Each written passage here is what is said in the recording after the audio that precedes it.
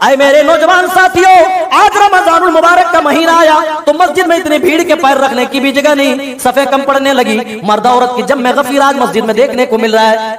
रमजान का महीना खत्म होगा, ईद का चांद नजर आया, जैसे ही ईद का चांद नजर आएगा हम मस्जिदों से गायब हो जाएंगे ओ लोगों। लेकिन अल्लाह ताला नमाज को ईमान से ताबीर करके बंदों को बता रहा है, ऐ मेरे बंदों, जिसकी जिंदगी में नमाज रहेगी समझो उसके पास ईमान होगा, और जिसकी जिंदगी में नमाज ना होगी लाख ईमान का ढिंढोरा पीटता रहे, लाख ईमान का वो दम भरता रहे, अल्लाह कह रहा है उसके पास ईमान नहीं है। या अय्युहल्लज़ीना आमनू, ऐ वो लोगों जो ईमान लाए हो, इस्ताईनू बिस्सब्रि वस्सलाह, नमाज और सब्र के जरिए से तुम मदद तलब करो, नमाज और सब्र के जरिए से तुम मदद चाहो। वो लोगों अफसोस के साथ कहना पड़ता है रमजान में तो नमाजों में हम आगे आगे, रमजान का महीना खत्म होगा हमारी जिंदगी से नमाज भी चली जाएगी। अल्लाह कह रहा है जब भी तुम्हारे पास मुसीबत आए, परेशानियां आए, गम और आलाम का माहौल हो तो तुम्हें चाहिए कि सब्र का दामन पकड़े रखो और नमाज कायम करो। प्यारे नबी सल्लल्लाहु अलैहि वसल्लम का भी यही मामूल था, जब भी आप परेशान हाल होते थे, आपकी जिंदगी में जब भी परेशानी आई, जब भी मुसीबत आई, सीरत की किताबें पलट करके देखिए, प्यारे नबी सल्लल्लाहु अलैहि वसल्लम मुसल्ला बिछाते थे, नमाज पढ़कर अपने कुलूब अज़ान को मुनव्वर व मुजल्ला फरमा लिया करते थे, अपने दिलों को तस्कीन दे दिया करते थे।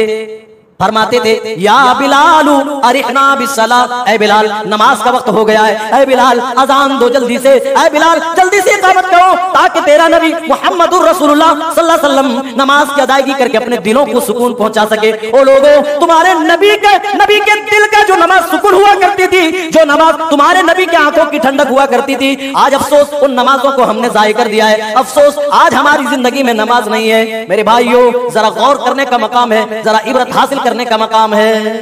पहले बारे में हमने समाअत किया और ये जाना कि उम्मत मोहम्मदिया से पहले अल्लाह ताला ने इस दुनिया की इमामत बनी इसराइल के कंधों पर डाली थी। ये अजीम मनसब, ये अजीम ओहदा जिसकी जिम्मेदारी बनी इसराइल के कंधों पर डाली गई, लेकिन अपनी नाफरमानियों के पादाश में इस जिम्मेदारी से, इस ओहदे से वो हाथ धो बैठे। अल्लाह ताला ने उनकी किताब तौरात के अंदर भी इस बात की वजाहत फरमा दी थी कि अगर तुम अपनी इन हरकतों से बाज नहीं आते तो हम तुमसे तुम्हारा ओहदा छीन लेंगे और तुम्हारा जो किबला है, यानी किबला अव्वल बैतुल मक़दिस, वो किबला भी चेंज कर देंगे। लिहाजा ये मनसब छीनते हुए, इस मनसब से माजूल करते हुए अल्लाह ताला ने इस उम्मत के बारे में कहा वकदालिका जअल्नाकुम उम्मतन वसतन लितकूनु शुहदा, और इसी तरह हमने तुमको उम्मते वसत बनाया है, बेहतरीन उम्मत बना। इसी तरह का क्या मतलब है? वकदालिका का जुमला अल्लाह ने इस्तेमाल किया है। इसका मतलब यह है कि तुमसे पहले बनी इसराइल को इसी तरीके से हमने मनसब इमामत पर फायज किया था, लेकिन वो अपनी नाफरमानियों के पादाश में और बगावत और लायानी चीजों के पीछे पड़ने की वजह से इस अजीम ओहदे से माजूल किए गए, और अब ये जिम्मेदारी तुम्हारे कंधों पर डाली जा रही है, यानी उम्मत मोहम्मदिया के ऊपर।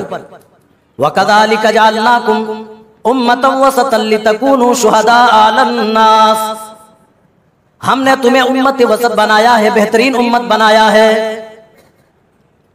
लितकूनु